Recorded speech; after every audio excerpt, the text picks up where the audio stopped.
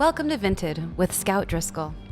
Come along with me on my journey into the wine world, where I share thoughtful conversations with wine industry leaders. Get ready for marketing insights from branding and design to sales and social media, and the answer to the ultimate question: what moves wine? Hi everyone, I'm Scout Driscoll, founder of VINTed Studio and host of VINTed, where we chat about all things wine design and sales. Past episodes include conversations with renegade marketer Ed Fuchuk from Tank Garage Winery and Lori Malote, founder of Outshinery, the pixel-perfect CGI bottle shot company. On today's episode, we'll be talking all about startups in the wine world with Archer Roose co-founder Marian Leitner-Waldman. But before we dive into our conversation, here's a quick note from our sponsor. This episode is brought to you by VINTed Wine Branding and Design, where rich storytelling meets smart design. At VINTed, our studio goes beyond the label, guiding wine brands through strategy-rich branding and packaging evolutions. Our work with Cooper's Hawk has helped them grow to the nation's largest wine club with over 500,000 members. You can learn more about VINTed at VINT.studio, and for a free label audit for your brand, shoot me an email at hello@VINT.studio. I'm so excited to introduce today's guest, Marian Leitner-Waldman. Marian is the co-founder of Archer Roose, a wine brand with a focus on sustainable luxury libations in a can. I'm so excited to have her on the show today and talk all about what it's like to be a startup in the wine industry and a huge disruptor. Can't wait. Marian, I'm so excited to have you on the show today. Welcome to VINTed. I am so excited to be here. It's rare that I get to spend an afternoon with such a delightful lady. Well, thank you. As you know, two women-owned businesses. I know you are in partnership with your partner, but it's just so nice to talk to other women in business who are really trying to change the wine industry. And, a lot of my focus, especially with this podcast, is to talk about folks who are disrupting the industry. And I know the disrupt is such a dumb buzzword, but it's so true. And I'm such a sucker for brands that take a look at kind of stagnant or an industry that really needs to evolve and change, and it really sets out with a purpose to evolve that. So why don't we talk a little bit about, before we get started too deep into some of my other questions, what is Archer Roose? How are you disrupting the wine industry? And just kind of fill our listeners into a little bit more about your brand. Absolutely. So Archer Roose is actually a luxury canned wine brand. And the idea behind what we're trying to do is really simple. We just want to bring you a better, cleaner glass of wine. I started this company around my dining room table, and it really came from a frustration of I wanted to have a glass of wine a night, but I didn't want to have to open up a bottle. Because the moment I opened up that bottle, I basically had 24 hours to drink it. And that was a lot of pressure. And frankly, with everything that we're managing these days as pandemic parents and business owners, I just want my treat. And so that's really where the idea for Archer Roose came about, was how to build a brand that really brought a global portfolio of wine from a producer that I trusted, that was going to be totally transparent with me about what was inside it, and would allow me to just have that glass of me time. I love it. I could not agree more. I love the wine clubs that I'm in, and I love a really great bottle of wine. But my husband drinks way more beer than I do. And for some reason, when I had kids, I just lost my taste for beer completely, which is so odd. Because I love craft beer and I love Belgian beers. And all of a sudden it was like, Mom, you want dark chocolate and wine. I don't know what happened to my body. It's like I became this cliche. But so my ritual is that can of wine every day after work. And your wines are unbelievable. And they're so different and engaging and interesting. Like your orange wine in a can. Show me someone else is doing that. So I really love, that you are able to reward both my interest in the wine world and a higher quality wine, but also, my cheapness. Yeah. My dad was a Kmart manager. I'm a very thrifty person. But also the idea that I know I'm being sustainable. I know that I am enjoying wines from all over the world and furthering my wine education and my exploration. And it's like a global wine connoisseur. So there's so many great things about your brand. I also, I love that you talk about how, you're a better, cleaner wine. And it's how it's consciously crafted and it's worldly. Like, can you break that out a little bit more for me? Like, what does better and cleaner mean? What does consciously crafted mean? Those are great questions. So first of all, let's talk and rooted into why we started Archer Roose, which was how overwhelming the wine aisle was, even for somebody who was well-versed in wine. And the desire to see brands that we could trust show up consistently in our shopping experience. And the reality is that most of the brands that you see every time you walk into a grocery store, they tend to be from one particular geography. The variety and the geography are really heavily linked. But yet there's like mass production, and they're actually adding a lot of things to that wine. There are 70 different additives approved by the FDA, such as animal food coloring, animal byproducts, artificial food coloring, added sugars. And I really wanted to make sure that the wine that we were bringing was closer to the boutique-y, stuff that we liked to drink, but that we could still produce this at scale. And so from the get-go, we set out to really build an operational model that would make the following promises to our consumer. The first was that you would always know where our wine came from. So there would be provenance, and that provenance would be heavily tied to, it would be a well-known wine region that's closely associated with the varietal you're drinking. Mm-hmm. Like our Malbec is from Mendoza. Yeah. And then the second piece would be, even if you'd had our brand before and you really liked our brand, but we didn't have your favorite varietal, you'd be willing to take a chance on us with a new varietal that you hadn't tried, like an orange wine from Greece. Yeah. Because you knew that our production practices meant that, one, we only worked with low intervention vineyards. That means that we don't mess really with irrigation. There's no herbicides and pesticides used with the grapes that we're using. It's all organic, intervention or natural intervention methods. And that once the wine was actually in production, that we're really telling a story of terroir and that we're not chemically manipulating it. And that way you would have this assurance that you knew that you would get a dry, fruit-forward wine that was, when I say clean, what I mean is it's exactly what you would expect is inside it. And you don't have to worry about all that other gunk. And so much about wine is romantic, is inherently romantic. And that traces back to the story. And to me, that story and transparency and commitment to cleanliness are all linked. And that's why we have our place, practices, and people on the back of every one of our labels, so that we're really connecting you to where the wine comes from. I love that. And I think that's something that people often expect from smaller producers, but they're so much harder to access and so much harder to experience smaller producers.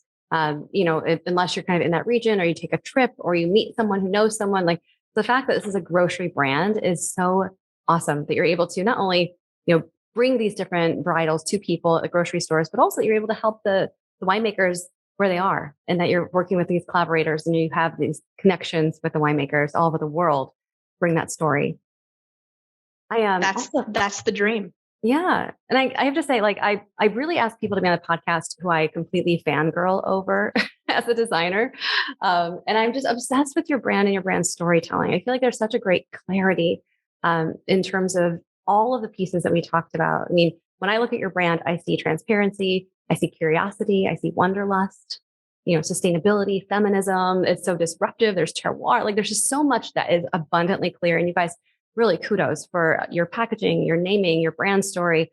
All the pieces you put into it are just so really very well done. And I'm really excited to be able to share that brand with more people in the wine world. I think it's such a great case study for how they should be doing it in general. And to be clear, VINTed did not design the Archer Roose packaging or branding. We're not affiliated. Who did do all of your branding work? Yeah, that's a great question. Well, first of all, thank you so much. That's that every brand is a true labor of love, and there's a lot of different contributors to it. And then you put it out in the world and you hope that it conveys the things that you wanted to. And so it is real affirmation to hear that you feel like we got those messaging across, particularly from someone like yourself. This is your area of expertise. So we actually worked with a really cool firm up in Vancouver to initially, we already had the name. So the idea, the start was we wanted to come up with a name that combined both of our passions. I meant my co-founder, David, and I, who's also my husband, my partner in life and business.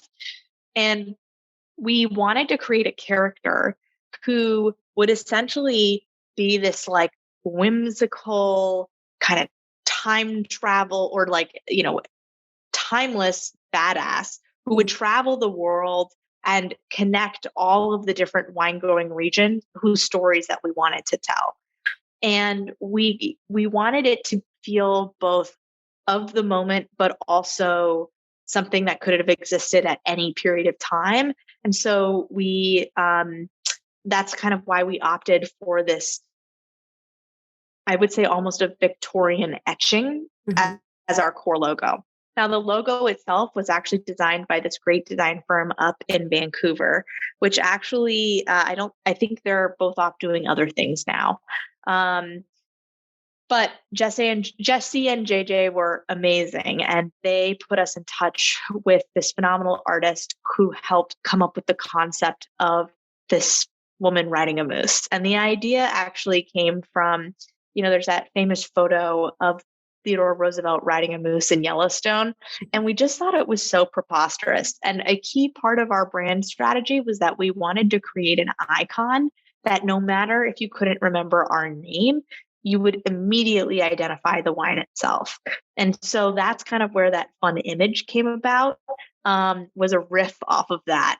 And we just thought it was cheeky. And at the end of the day, if you're selling wine in a can, you got to have a sense of humor. Yes.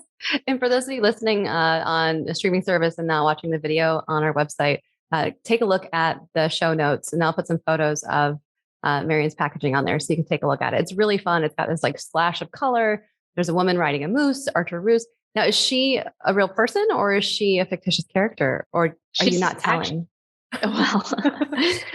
Yeah. I mean, she's a fictitious character. We did make her up, but we are about to launch a whole series of stories about her that will fill in her background, so that she really comes to life. But yeah, the idea was that we really wanted to have a fun kind of mechanism to tell these great stories around the world, but also tell this story of kind of women in wine. And so, that's how we came up with Archer. She's our badass and our flag waver.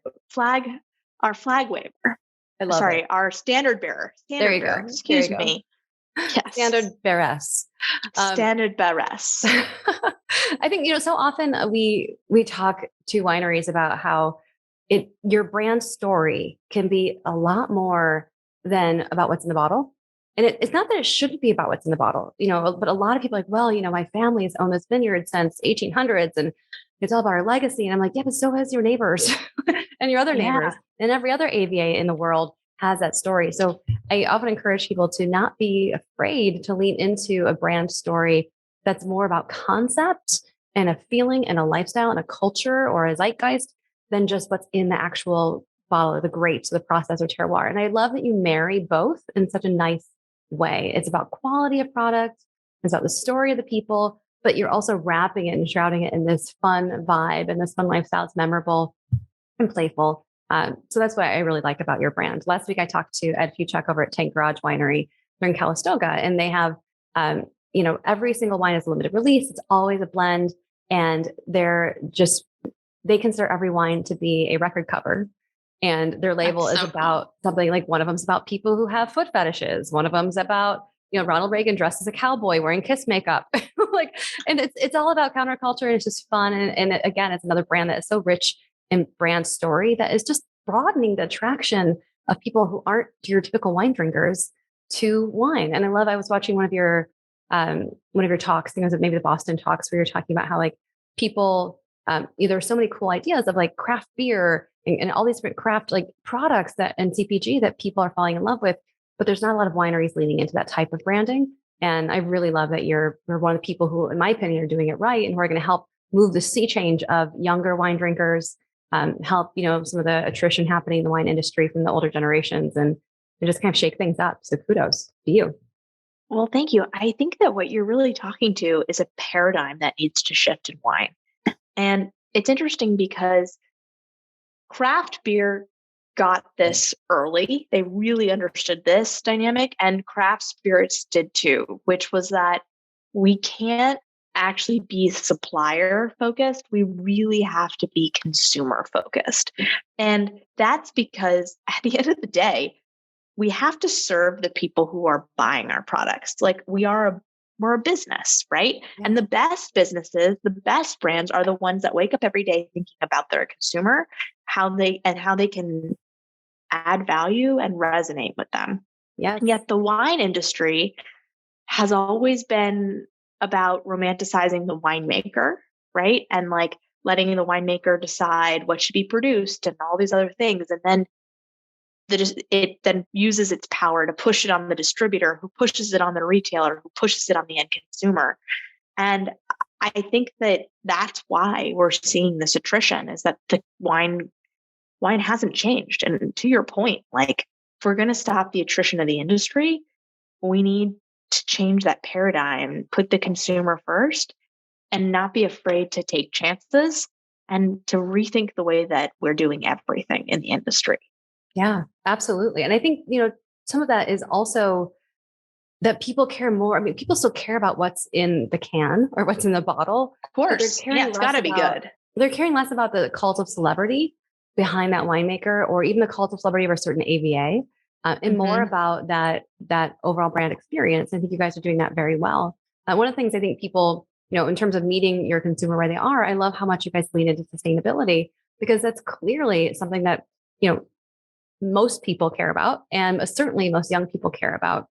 And as I want to talk a little bit more about your guys' value of sustainability. I know you're talking about how one of my favorite, I'm just going to quote you the whole podcast, but one of my, again, during one of your talks, you said that, 66% of the wine industry's carbon footprint happens outside of the production. And so often wineries are touting being natural wine or organically farmed or low intervention, but they're not touting the fact that, 2/3 of the carbon footprint comes from how you're producing it, what you're putting it in, how you're shipping it, what people are doing after they consume it, with your packaging. And I love your philosophy on that and what you guys are, why you're focusing on cans. Can you share a little bit of that story here?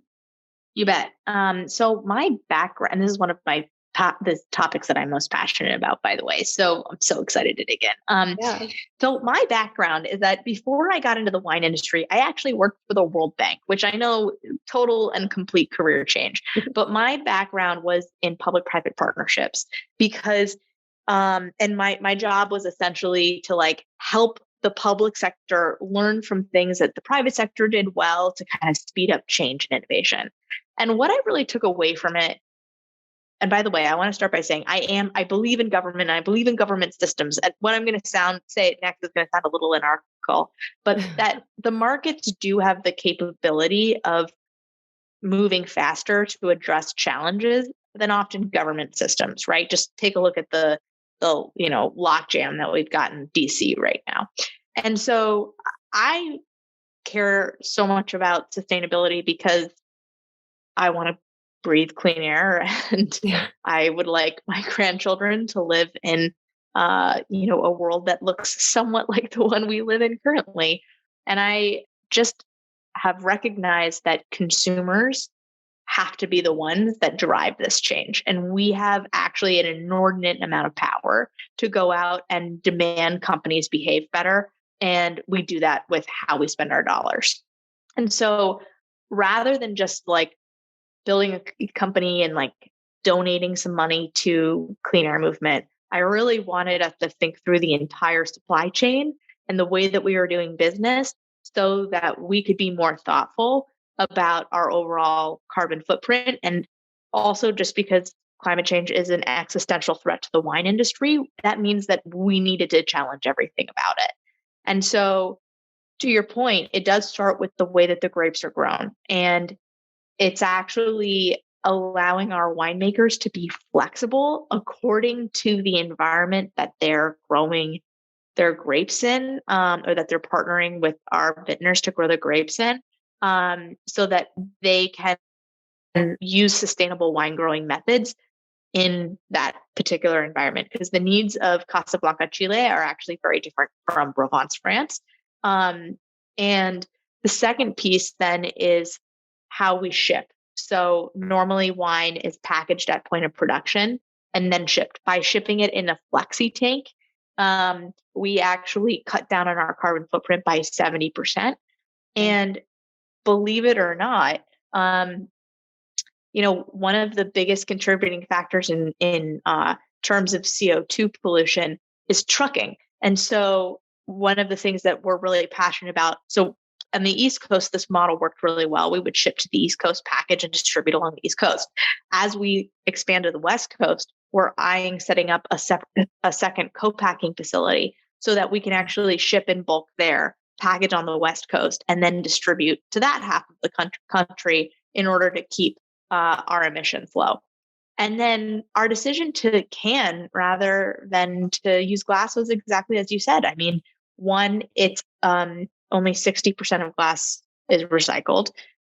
Aluminum, while, in the extractive process is not the best, it is infinitely recyclable.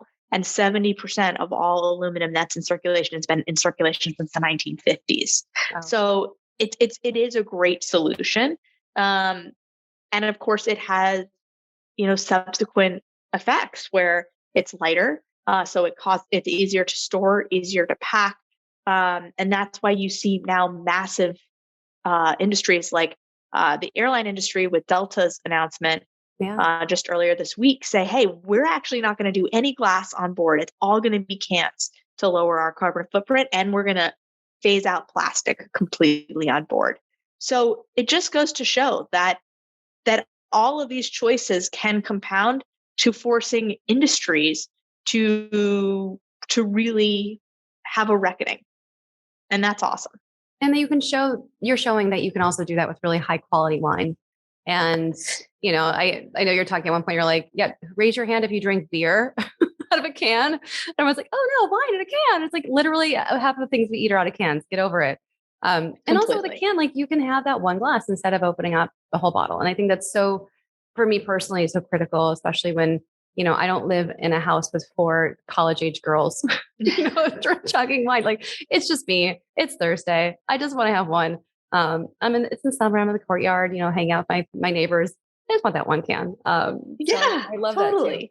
that too. So I think, how important do you think it is that other wineries really hang their hats on sustainability? One of our other clients was talking about becoming a B corporation. Like, I think it's starting to get there, but it still feels like so much greenwashing and, just allowing, having just enough to make it part of your speech about your brand. But I think, moving forward, how important do you think it is going to be for wineries to make that really, a requirement? I think it's just going to be the cost of doing business. I mean, not only because consumers are demanding it, but because the industry needs to act in order to save itself. And we're saving itself on 2 levels. One is because the wine industry is disproportionately affected by climate change. I mean, look at the sparkling wines that are coming out of England today. And increasingly, it's becoming difficult to produce Pinot Noir. I mean, this is the future and the new kind of way of doing business. We need to embrace it. And the second piece is what we've been talking about. You have to do it in order to bring in this new consumer with us. So we have to stop navel gazing.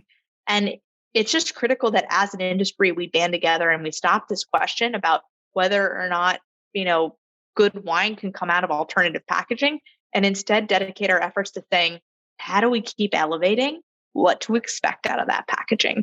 And frankly, the Nordic countries get it. France gets it.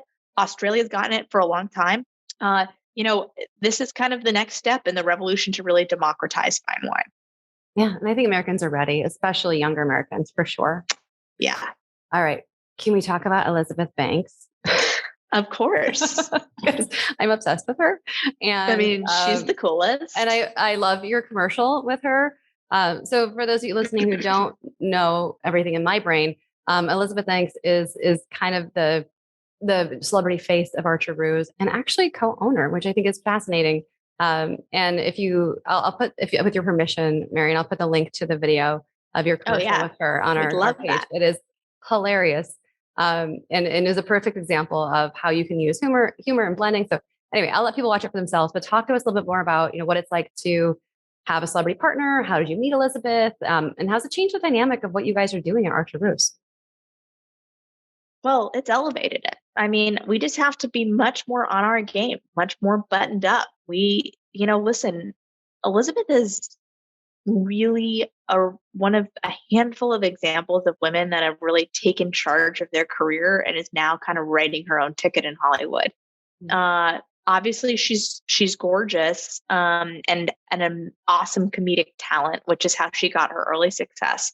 But she's built her own production company that is now, not only turning out awesome hits like Pitch Perfect and Charlie's Angels, but she really uses her platform to give voices to other really talented women artists like Edie Bryant with Shrill, came out of Elizabeth Banks' production company.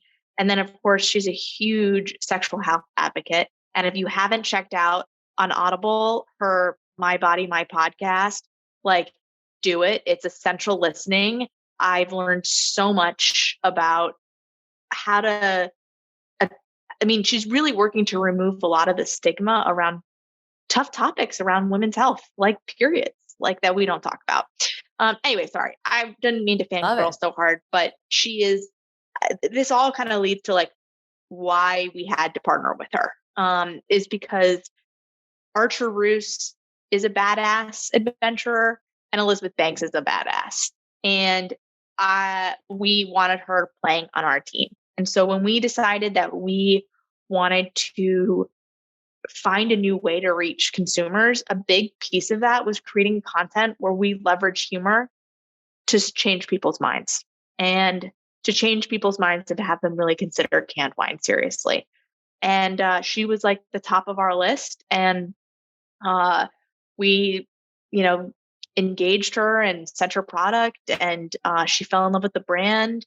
And she really, the way that she put it to me was, she was like, I instantly found myself using it all the time. Like, floating down a river in Utah, drinking it, like sitting at the, sidelines of my kid's soccer game, like enjoying some rosé. And that was, I knew that she knew what we were trying to do intrinsically. And so that's kind of how, when I hate the word spokesperson, what we really wanted was to illustrate to people how canned wine could fit into their lives and why we were doing it, but what are the problems we were solving. And she's just much more charming and funny than I am. And so she was a better vehicle to do it. I love it. And then she's part owner now, right? Or is that? She is. She's a part owner. Yeah. That's amazing. She's the big boss. I love it. I need to get one of those. I've never had a boss, so that would be great. You got to find the right boss. That's true. Right boss. I think there's a reason for that. I think there's a reason I don't have a boss, or a business partner, but we can talk about that later. So do you recommend having, and obviously you guys have a different relationship than her just being a brand ambassador, but I know, a lot of our clients, when they want to hit it big, they're like, oh, we just got to find someone who's famous to represent our brand. Any advice in that, a pool of sharks? I don't know. I feel like it's a hard sharks thing to do. And snakes. Sharks and snakes. It is really hard. I mean, I think that like my advice would be to be very clear about what it is, what's the problem you're solving for is number one. And number two, like the non-asshole policy that you have in business should also apply to like any partnership.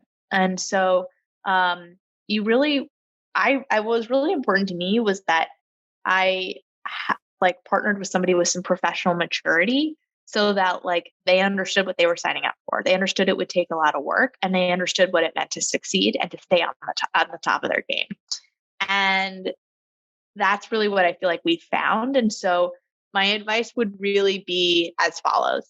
Number one, really find someone that you get along with and that you share your values intrinsically. Number two, be razor clear about what be razor sharp in your vision for the role that you want them to play, because it'll only work if expectations are aligned. And the third part is like incentive. Make sure that they've got skin in the game, because, any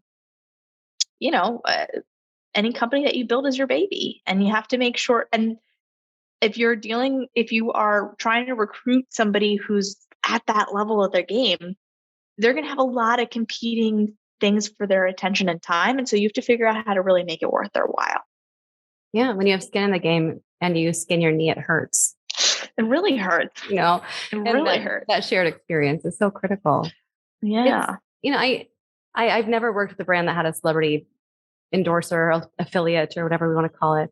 But I think that's really great advice, making sure that the same person that you would like have as a roommate would be your brand ambassador, like someone who you trust to go buy milk when you run out. That would be really nice. And I just think it's so fun to watch you guys interact as a duo, especially in your commercial. It's really, really funny. I can't wait for people to come see it. Do you have any other boilerplate advice for people in the wine startup world? Like if 10 women said, okay, I want to start something just like Archer Roose, what would you tell them? I would tell them, be really clear about the consumer that you want to serve. So really understand the problem that you're solving for, because that's honestly going to become your reason to believe. This is a hard industry. And so you really have to feel like you are on a mission. The second thing is, I guess this would be really tactical advice, but there is an instinct today to only build brands digitally. And I totally understand why. We want to have that direct connection to consumer, but we also have to figure out how to make wholesale work better for us, because that's also where 97% of the purchases for alcoholic products still happen in the wholesale channel. Yeah. So be really clear about what your path to market is going to be, and make sure that you find a distribution partner who really believes in what you're trying to do. Those would be my big pieces of advice. Those are great pieces of advice. And I love that you're throwing in some marketing jargon, like reasons to believe. Yeah. I talk about brand keys a lot and like how important that process is. And, for me, I always tell our clients, solve, don't sell, meeting your customers where they are. And so you're definitely speaking my language. We actually had a great episode with two of my favorite women in the whole world, Stacy and Faith from Pinpoint Collective, and they're kind of our design thinking partners. So when we have a research problem or something we want to learn more about before kicking off a project, we bring on Pinpoint Collective to help. And their whole episode of VINTed, they were talking constantly about meeting your consumer where they are and understanding their needs and getting that research before you dive in, so you can really get to know your consumer and show up for them in a way that's authentic, in a way that solves that issue. So completely agree. All right, last question. I always love to wrap up the podcast with the number one kind of hot seat question, which is, what is your number one advice for increasing sales and moving wine? My number one advice for increasing sales and moving wine. Like, is there anything that you guys have done that really just changed the game for you? Take control of your own destiny. I think there is a real impulse in this industry to sell to your distributor and then to manage your distributor to deliver your results. And my advice is actually, provided that you've got the brand and the product part down, nobody's going to sell your brand better than you.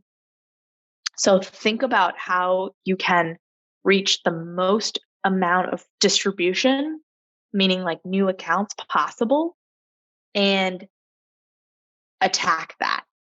Don't invest in feet on the street. Figure out which door you need to knock on to get 30 points of distribution or 50 points of distribution, and do that work for your distributor.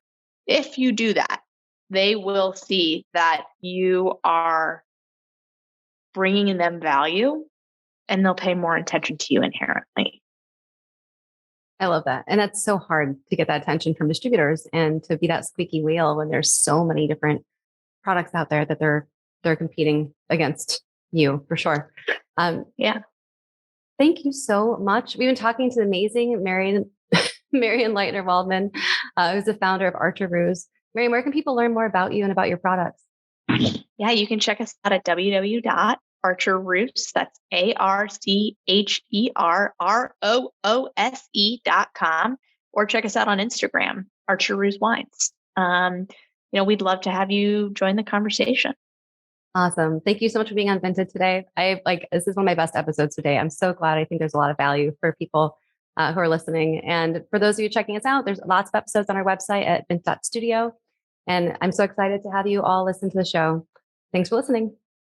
Thanks so much for having me, Scout. Tune in for the next VINTed. Subscribe today. For future episodes, marketing advice, and more, follow me on Instagram at Scout Driscoll. Learn more about Vince's design and branding services for wineries at www.vint.studio.